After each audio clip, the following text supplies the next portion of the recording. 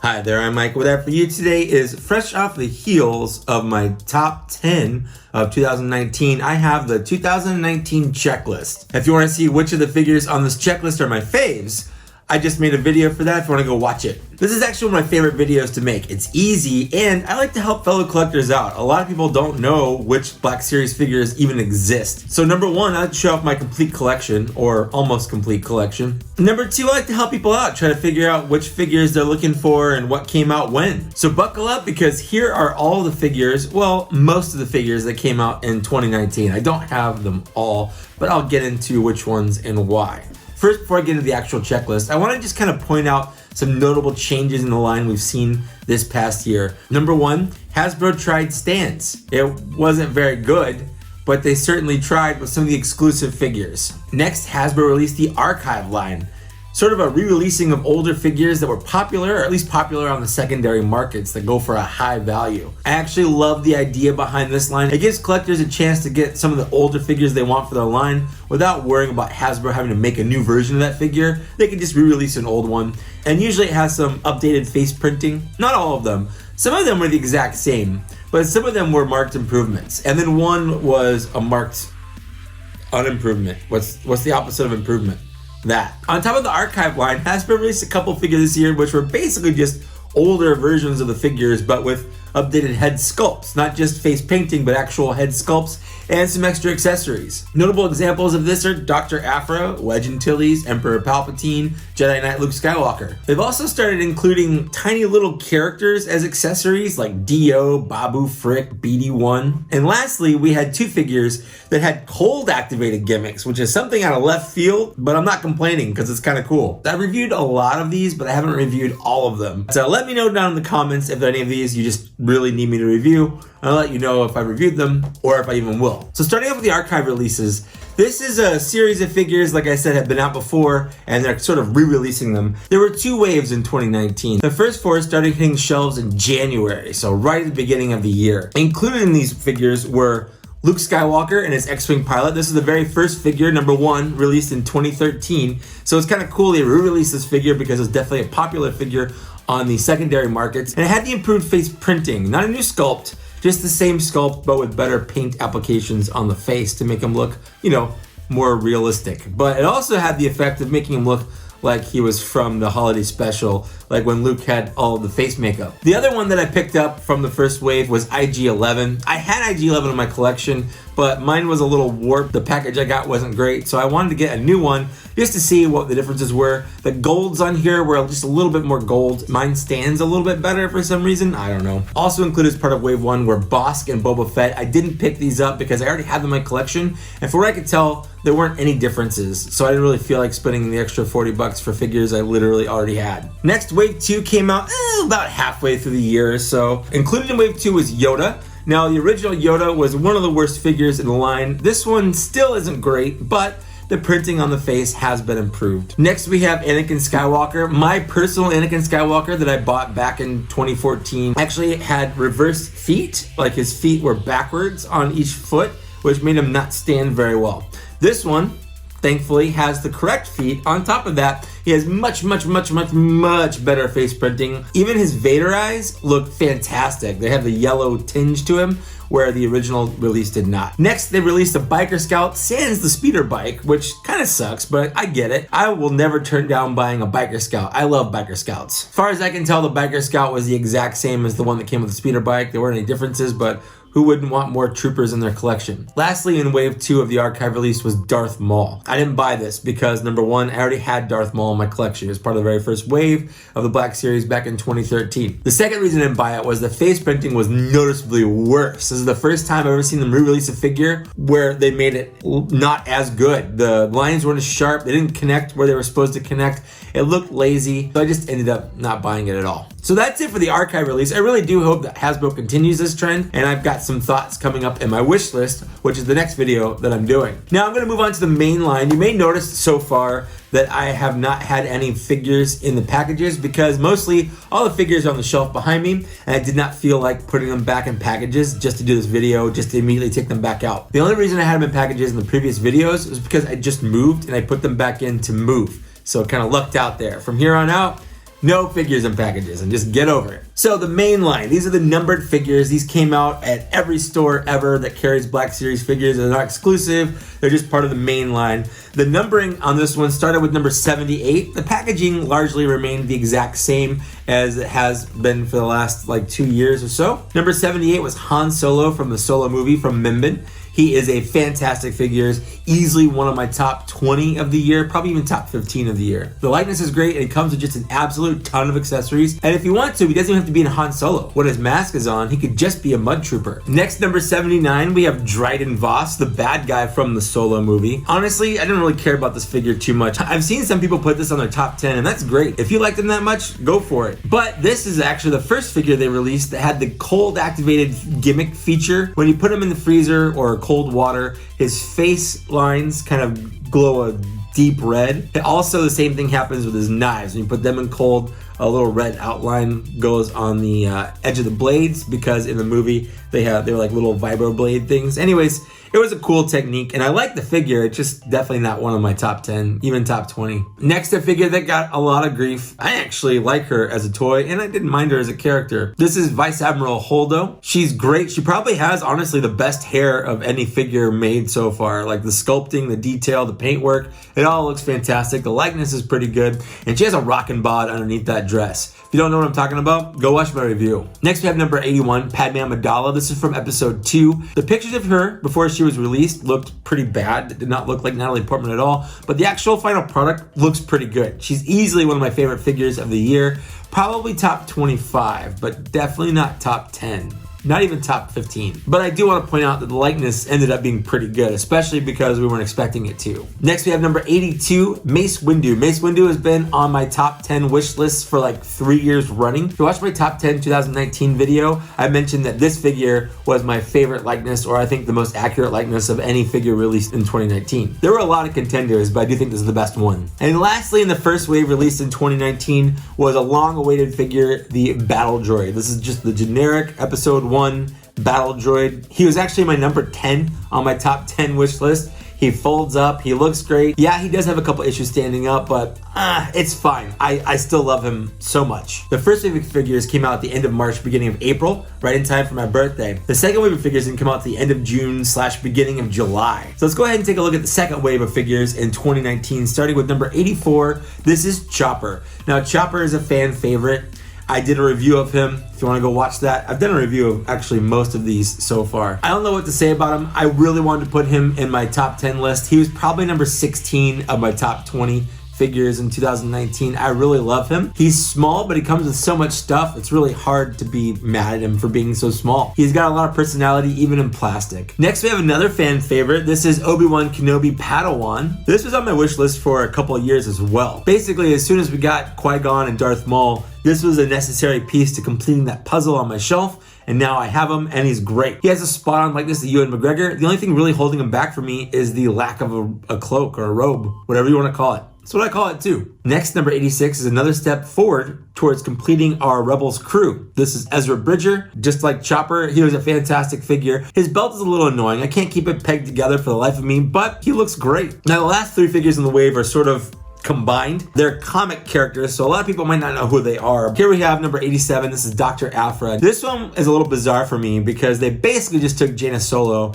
repainted the body, and gave her a new head. And her figure is good. I just don't think it's as good as it could have been. Next, we have the first of our 2 Murderbot companions. This is number 88, Beetee1. He's basically an astromech unit that's just kind of geared out with a bunch of guns and stuff. He'll kill you. And the last figure in the second wave is number 89, 000, whatever you want to call him. He's basically C-3PO, but super evil. He's got normal hands, and then he has murder hands. The body here utilizes the 4LOM body with the better articulated elbows and stuff like that. He looks fantastic on the shelf. And if you get one, though, you have to get all 3 because they are set. Now, the next wave of figures didn't come out till October 4th, 2019. This was Force Friday. released for not just the new movie, but the Mandalorian TV show and the Jedi Fallen Order video game. On top of that though, they released these figures in 2 different boxes. Now I only bought one version of the box, but let's go ahead and take a look, starting with number 90, Supreme Leader Kylo Ren. Now you notice the box here is white. This is a first edition box. It's basically the same as the regular black box, but white. I really do wish that Hasbro would change the boxes up. It's been a while. It's starting to get a little stale, and I really love the way these white boxes pop. They look fantastic. Supreme Leader Kylo Ren is a good figure. He's basically just another Kylo Ren. He's got the updated helmet. He's the same body as the episode 8 Kylo Ren, but he comes with a different head, and he comes with a new cloak that has the option of having the hood up or down. And this, in my opinion, is the best Kylo Ren that we've gotten so far. I do wish, though, that he had an alternate unmasked head. Next, the counterpart to Kylo Ren, we have Rey, again in her first edition box here. Rey also comes with a D.O. figure, the first of the just tiny little figures that I absolutely love. D.O. was one of my favorite new little characters from The Rise of Skywalker. He has a squeaky wheel. This is another contender for the best likeness. The likeness to Daisy Ridley on this is just almost uncanny. Hasbro did a fantastic job, and again, I have reviewed this if you want to go watch it. Next, we have number 92, the Sith Trooper. Now, the Sith Trooper has come out 2 different times in the Black Series this year. This one is the first edition box. I also do have the regular black version of the box. I love the Sith Trooper so much. He was actually one of my top 10 figures of the year. Next, we have a character from a game that I have yet to play, but this is Cal Kestis from Jedi Fallen Order. I watched a lot of video gameplay. I get the gist of the story. I just haven't had a chance to sit down and play it yet. But the character looks good, and he was in my top 15 for the year. I love the way the character looks, but I also love his little BD-1 figure that he comes with. The little robot is super cute, and I like him a lot. Next, we have the only Force Friday figure that I couldn't find in a first edition box, and that's the Mandalorian. I'm just happy to have gotten the Mandalorian. I found him on Force Friday. Didn't have to pay a crazy amount of money for him. He's definitely a character worth owning in your collection, and he was also in my top 10 this year. Next, we have another character from the Jedi Fallen Order game. This is the second sister. Now, Rebels has made me love Inquisitors, and I had an Inquisitor on my very first wish list, so I'm really happy to get an Inquisitor in my collection now. I love the lightsaber she comes with. It's like the weird circle spinny lightsaber thing. Next, we have number 96, the Offworld Jawa. This is basically the same Jawa that we already had in the line, but he has a soft goods robe instead of a molded plastic one. I'm still not a big fan of the Jawa in general. I don't like that the gun is attached to the Jawa itself. Kind of bugs me a little bit. And then the last figure in the Force Friday release is number 97, revised First Order Stormtrooper. Now, the original First Order Stormtroopers that came out were terrible. They're some of the worst figures in the line, mostly because the sculpting stopped them from being able to move their legs and their arms very far. So you just couldn't do many poses that you would want to do with them. This one, though, has the updated arms, so he looks fantastic. You can get him in a lot of great poses. The weird choice they made, though, was they gave him a shield and a baton and not his gun. I don't know, like they could have thrown the gun in there as well and it would have been great. But instead, they gave him a shield and a baton. Hasbro, you're gonna give us improved arms and elbows, but you're not gonna give us a gun to hold? Like, what the hell? Moving on to the final wave of 2019, we have the last 5 figures that came out in the main line. Starting with number 98, Janna from The Rise of Skywalker. She was fine. The figure is pretty cool. It comes with a bow and arrow and a quiver and a lot of accessories, and she looks great. Next, we have number 99, the First Order Jet Trooper. I love these guys in the movies. I'm a sucker for troopers, and the toy is actually great. It has a lot of great articulation, and I like the way it looks. And next, we have number 100, Luke Skywalker, or Luke Squawker. Luke's name is misspelled twice on this package. Now, they have released an updated version with the corrected spelling on it, but it's just bizarre to me. They misspelled this guy's name twice, 2 different ways on the package, especially for a figure as big as the 100th figure in the line. Well, not in the line, but in Phase 3. On top of that, it's an iconic figure. Yavin Luke? So weird. The other thing I didn't like about this guy is he doesn't come with his lightsaber. He comes with a blaster, he comes with a medal, and that's fantastic. But he should have also come with a lightsaber. Next, we have number 101, Cara Dune from The Mandalorian. She was one of my top figures of the year. If you want a good shock trooper figure, she just looks good in any setting. I do like her character and her story in the Mandalorian TV show. And the last figure to be released in 2019 as part of the main line is number 102, Wedge Antilles, who is probably one of my most disappointing figures of the entire year. He's not awful. He's basically just a Luke Skywalker X-Wing figure, but with Wedge's head and a unique helmet and a blaster. I just wish they had done something a little bit more unique. Changed up the molding a little bit on the flight suit. I know the flight suit's the same, but Luke and Wedge aren't the same height. And why would Wedge have a lightsaber hook on his belt? There's just some things that he doesn't need that Luke had, and I just kind of wish they did at least tweaked it a little bit so it didn't seem as lazy. So that's it for the mainline releases. Now we have a bunch of exclusives to get through. But before I get into the kind of main exclusives, Hasbro decided this year to release 4 of the figures released in the main line as exclusives to specific retailers, but with carbonized versions or graphite versions. Starting with number 92, this is the Amazon exclusive carbonized Sith Trooper. It has like a nice shiny red paint job, and it comes with one less gun. Next we have number 94, the Target exclusive carbonized Mandalorian. He's a little shinier than the regular Mandalorian. His silvers are silverier. Next we have number 95, the GameStop exclusive Second Sister. It sucks being a GameStop exclusive because you have to buy her there and she's like $3 or $4 more than a normal figure.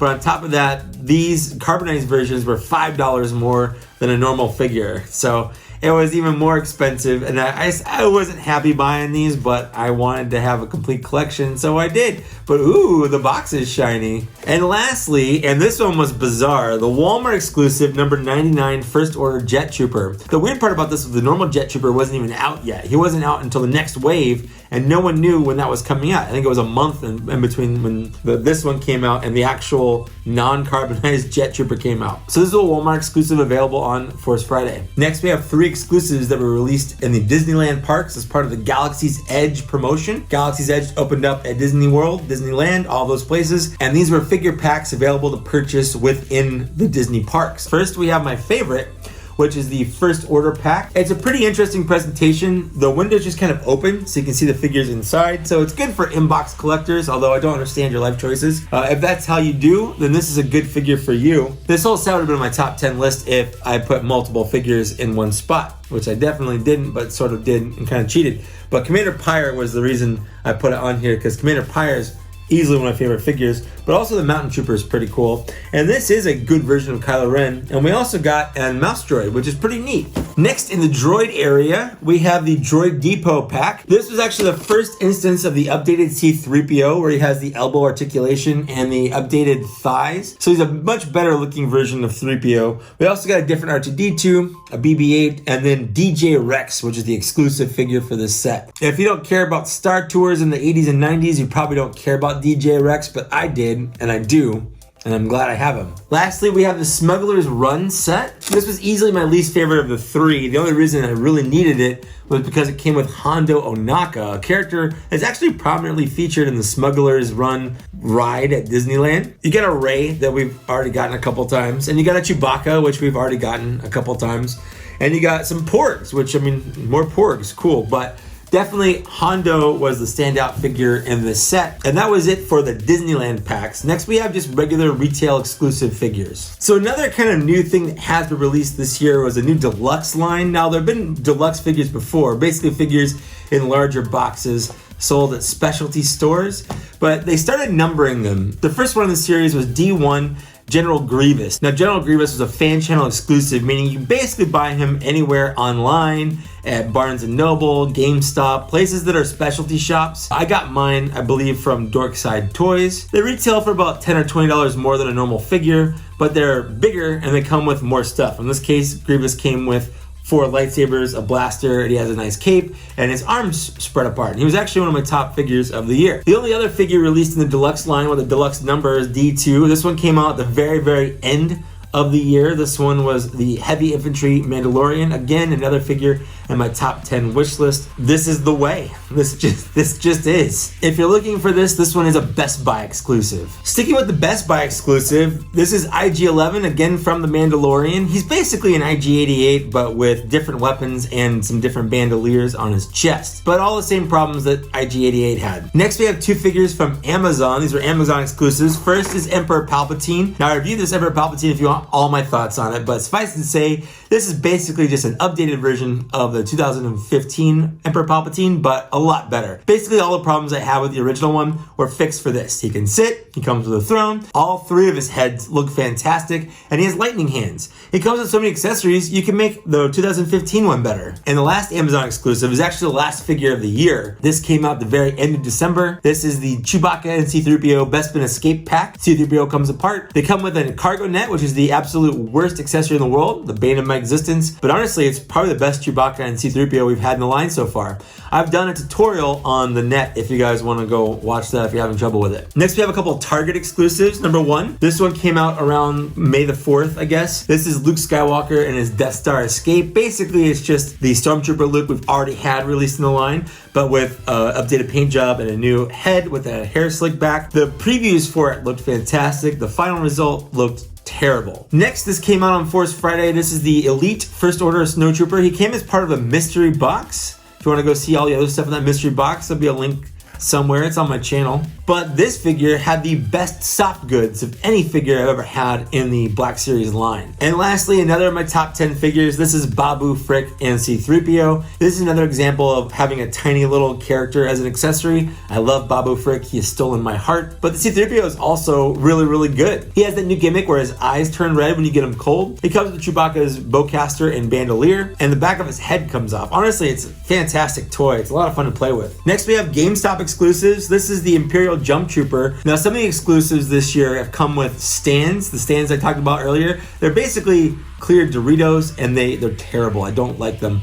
But the Jump Trooper here, it was such a good figure, I bought 2 of them. GameStop didn't have a lot of exclusives this year. The next one is the Purge Stormtrooper from the Jedi Fallen Order game. Now, I think in the US, the only way to really get this was to pre-order the game. And you had to pre-order the special edition, and it basically was the price of the special edition plus $20 for these Purge Stormtrooper. I got mine thanks to Papa Gord, because you could just buy them in Canada. So he bought me one and sent it to me. Thanks again, Papa Gord. Next, we have Walmart exclusive figures. Both of these came out on the same day. First, we have Luke Skywalker in his Jedi Knight outfit. He's essentially the same Luke Skywalker we got in the Phase 2 line, but with a vest over him. But if you take the vest off, if you cut it off, I don't think you can just take it off, but you can cut it off. The body underneath is the identical body to the 2014 figure, including the removable chest accessory. He comes with a blaster he used at the opening of Return of the Jedi, as well as the cloak and his iconic Return of the Jedi lightsaber. He has an ungloved hand to show that it hasn't been damaged yet, and he has an improved head sculpt. Next, we have the Force Ghost or Force Spirit Yoda. Just like the Force Spirit Obi-Wan, he has a blue translucent sheen to him. He has a pearlescent paint job. He looks pretty good. It just sucks paying $20 for such a tiny figure with no accessories,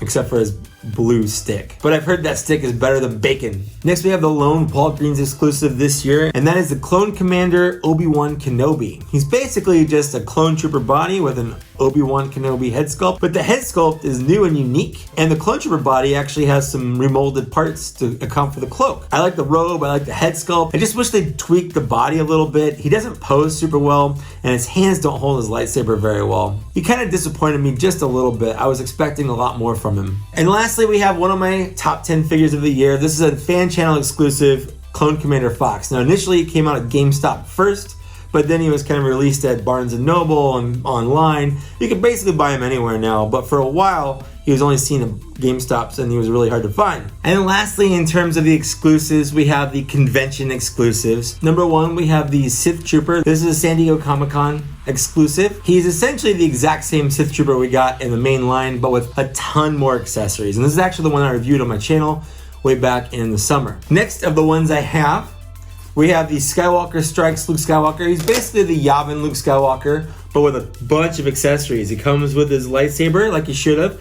He comes with the blast helmet. He comes with Obi-Wan Kenobi's journal. He also comes with a remote droid for target practice and lightsaber practice. I also like that the box has the first comic cover on it. It looks really, really good. So exclusives are usually the part of my collection that have holes in it. Now, I've been slowly going back and refilling when I get good deals on old exclusives, but I just have a hard time paying the extra money for exclusives because usually they get released in the main line. The Sith Trooper did and the Yavin Luke did, just with much fewer accessories. There were 3 other exclusives released that I didn't get. Number 1, they were really hard to get, and number 2, I don't know. I just didn't, okay? The first one is the Phantom Menace packaging released in the blister cards from the Star Wars Celebration this year.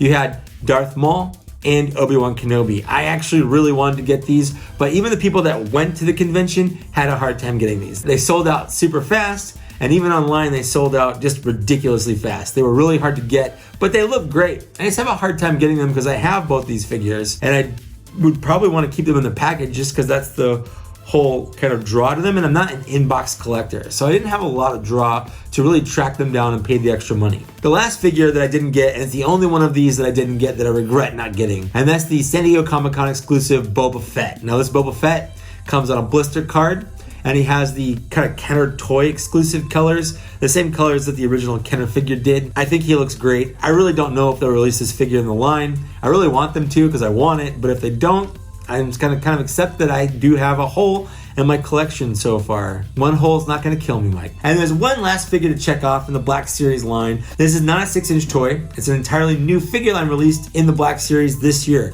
It's the 8-inch Hyper Real line. This is Darth Vader. I got him on a good deal when he came out from Amazon, $50, but he's sort of a fan channel exclusive. You can get him online, you can get him at a lot of the specialty shops. He's 2 inches taller than a normal figure, and he has that kind of internal metal skeleton with the flesh. I actually did a review of him if you want to go back and look.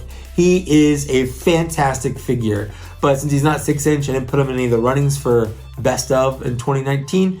But I do like it. If you can get a good deal on him, I think he's worth it. I just don't know if I'd pay $80 for him. And I'm looking forward to the next figure, Luke Skywalker. I just don't know if I'll drop the $80 on it. I'll wait for like a sale. So that's it for my Star Wars The Black Series 2019 checklist. Did you get all of these? Are you missing some like I am? Let me know down in the downstairs area what you thought, what you have. Are you getting any of these? I love to read and respond to all the comments. I'd also like to take a moment and thank all of these people for supporting me on Patreon at the Black Series level or higher. Thank you so much, guys. You really do make this worth doing. If you want to see your name on the list right here, you can go ahead and check out my Patreon if you want to. If you don't want to, that's fine too. There's a couple of different ways down in the downstairs area that you can support my channel, up to and including liking, sharing, subscribing, hitting the bell. All that stuff goes a long way to helping my channel out. And with that, that's it.